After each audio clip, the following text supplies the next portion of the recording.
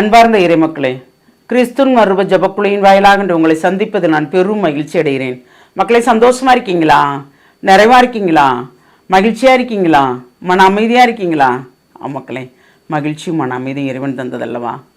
ஒவ்வொரு நொடிப்பொழுதும் அவர் நம்மளை கண்ணுக்குள் வைத்து பாதுகாக்கிறார் இல்லையா?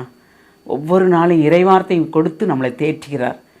கலங்காதே திகையாதே என்று இறைவார்த்தையின் மூலமாகவே நமக்கு கொடுக்கிறார் வார்த்தைகள். இன்று அவர் நமக்கு என்ன இறைவார்த்தை தருகிறார் பார்ப்போமா? இறைவாக்கினர் எசையா எழுதிய நூல் அதிகாரம் 45 இறைவார்த்தை 2-5 முடிய. நான் உனக்கு முன்னே சென்று குன்றுகளை சமப்படுத்துவேன், செப்பு கதவுகளை உடைத்து இரும்பு தாழ்பாளர்களை தகர்ப்பேன். இருளில் மறைத்து வைத்த கருவூலங்களையும் மறைவிடங்களில் ஒளித்து வைத்த புதையல்களையும் உனக்கு நான் தருவேன். பெயர் சொல்லி உன்னை அழைத்த இஸ்ராயேல் கடவுளாகிய ஆண்டவர் நானே என்பதை நீ அறியும்படி இதை செய்வேன்.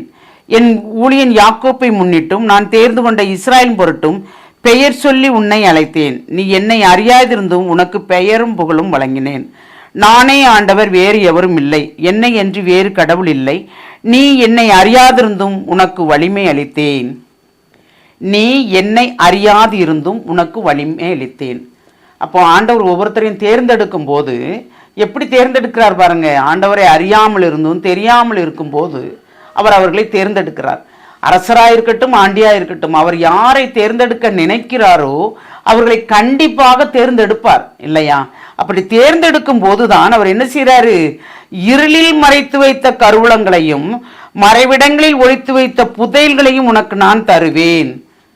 இருளில் என்ன மறைத்து வைத்திருக்கோம்? பாவத்தின் மொத்த சம்பளமாக நம் ஆன்மாவை கெடுத்து வைத்திருக்கிறோம் இல்லையா? அந்த அனைத்தையும் எடுத்து அப்புறப்படுத்தி ஒளியால் அந்த ஆன்மாவை நிரப்பி அந்த ஆன்மாவுக்கு என்னென்ன தேவை என்பதை அவர் தந்து நம்மளை நிறைவுபடுத்துகிறார். ஏனென்றால் உனக்கு முன்னே சென்று குன்றுகளை சமப்படுத்துவேன், செப்பு கதவுகளை உடைத்து இரும்பு தாழ்பாளர்களை தகர்ப்பேன். அது என்னன்னா, நமக்கு முன்னால் இருக்கிற அனைத்து தடைகளும், பாவங்கள் ஒரு தடைகள், நம் செய்கைகள் ஒரு தடைகள், நம் நடத்தைகள் ஒரு தடைகள், சிந்தனைகள் ஒரு தடைகள். நமக்கு யாருங்க தடை செய்ய முடியும்? நாம தானே தடையா இருக்கிறோம் இல்லையா? நாம் தான் நமக்கே தடையாக இருக்கிறோம். நம் எண்ணங்கள், சிந்தனைகள், சொல்கள், செயல்கள் அனைத்துமே நாம் கீழ்ப்படியாததால் எல்லாமே நமக்கு தடையாக வந்து நிற்கிறது. நமக்கு எதிராக செய்பவர் யார்? ஒருவரும் இல்லை. நம் பாவங்களும் குற்றங்கள் தான் நமக்கு தடைகளாக இருக்கிறது. நம் செயல்பாடு தான் நமக்கு தடைகளாக இருக்கு. அதனால் தான் அனைத்து தடைகளையும் தகர்த்து நம் ஆன்மா கதவை உடைத்து அதில் உள்ள இருள்கள் அனைத்தையும் அகற்றி அதுக்குள் என்ன புதையல் இருக்குது? இறைவன் என்ற புதையல் அதுக்குள் இருக்கிறது. இந்த ஆன்மாக்குள் எவ்வளவு அற்புதமானது இல்லையா? அதைத்தான் ஆண்டவர் வெளியே கொண்டு வர நினைக்கிறார். ஏனென்றால் நானே ஆண்டவர், வேறு எவருமே இல்லை, என்னையன்றி வேறு கடவுள் இல்லை என்று சொல்கிறார். நாம் அறியாத காலம், தெரியாத காலத்தில், அவரை விட்டு பிரிந்த காலத்தில் இருந்த துன்ப துயரங்கள் அனைத்தையும் அப்புறப்படுத்தி இறை வார்த்தையின்படி யாக்கோப்பையோ ஈசாக்கையோ ஆபிரகாமையோ தாவீதையோ எல்லாரையும் அழைத்த தேவன் தான் நம்மையும் அழைக்கிறார். இறை வார்த்தையின்படி அவருக்கு பணியாளராக நியமிக்கிறார். நம்மளை ஒவ்வொரு இடத்திலையும் நம்மளை முன்னிறுத்துகிறார். அந்த முன்னிறுத்துதலை கொண்டு பிறர் அறிந்து கொள்ளும்படி நம்மளை செய்கிறார். நாம் அதை அறிந்து கொள்கிறோமா? அவர் சொல்வதை கேட்கிறோமா? அவர் உணர்த்துவதை நாம் அறிந்து கொள்கிறோமா? இதுதானே. தெரியவில்லை நமக்கு எதுவுமே. ஆனால் நமக்கு எல்லாமே தெரியும் என்று நினைக்கிறோம். எனக்கு எல்லாமே தெரியும், நான் படிச்சிருக்கிறேன் நிறையா, எனக்கு யாரும் எதுவும் சொல்ல வேண்டாம் அப்படின்னு நினைக்கிறோம். நமக்கு சொல்வதற்கு ஒரு ஆள் வேண்டும். அதை நாம் கேட்க வேண்டும். நல்லது கெட்டது அறிய வேண்டுமே. நாம் நல்லதென்றே நினைத்து கெட்டதில் போய் விழுந்து விடுவோமே. அதனால் தான் இறைவன் நம்மளை அழைக்கிறார். நம்முடைய உள்ள இருள் அனைத்தையும் அகற்றுகிறார். அந்த புதையலை, இருளில் மறைந்து கிடக்கும் அந்த புதையலை வெளியில் எடுக்கிறார். இவ்வுலக செல்வங்கள் அல்ல, விண்ணுலக செல்வத்துக்கு தேவையான புதையலை நமக்கு தருகிறார். பொன்னும் பொருளும் ஒரு நாள் அழிந்துவிடும். ஆனால் விண்ணகத்தில் சேர்க்கின்ற செயலோ எதுவுமே அழியாது. அது விண்ணகத்தில் எழுதப்படுகின்ற எழுத்தல்லவா? ஆனால் இந்த வாழ்வில், இந்த நாட்டில், இந்த மண்ணில் நாம் வாழ்வதற்கு தேவையான அனைத்தையுமே அவர் தருவார். தருகின்ற தேவன் தானே நம்மோடு இருக்கிறார் இல்லையா? அப்போது அவர் இன்றி நமக்கு வேறு கடவுள் இல்லை.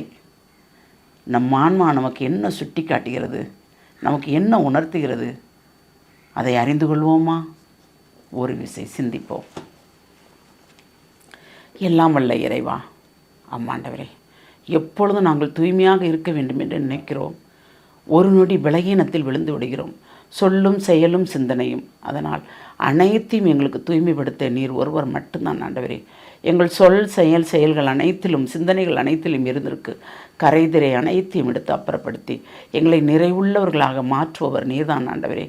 அன்று மன்னர்களையும் ஆட்சியாளர்களையும் ஏற்படுத்தியது போல் இன்று எங்களை நீர் வழிநடத்துவதற்காக ஒவ்வொருவரையும் தேர்ந்து கொண்டு எங்களை நிறைவாக வழிநடத்துகிறீரே, அதற்கு நன்றி கூறுகிறோம். ஒவ்வொரு நாளும் உமக்குகந்த நாள் என்று நீர் எங்களை உற்று பார்க்கிறீர், எங்களை காண்கின்ற தேவன் என்று நினைத்து நாங்கள் அனைத்தும் நிறைவாக செய்யும்படி எங்களை நீர் ஆசீர்வதிக்க வேண்டும் ஆண்டவரே. எது எது செய்ய வேண்டும், எதை நாங்கள் பெற்றுக்கொள்ள வேண்டும் உம்மிடமிருந்து என்பதை எங்களுக்கு உணர்த்தி அதன்படியே நாங்கள் வாழ வேண்டும் என்ற அந்த வாழ்வாதாரத்தை நீர் தர வேண்டும் ஆண்டவரே.